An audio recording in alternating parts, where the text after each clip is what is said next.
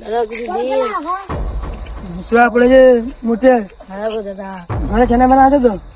দাদা কি করবো, গরিব মানুষ। হ্যালো, দাদা তোমাকে আল্লাহ ভালো করুক। তুমি কি বললে? দাদা তোমাকে আল্লাহ ভালো করুক। আল্লাহ আর 500 টাকা। দাদা তোমাকে আল্লাহ ভালো করবে। আমার কি বললে?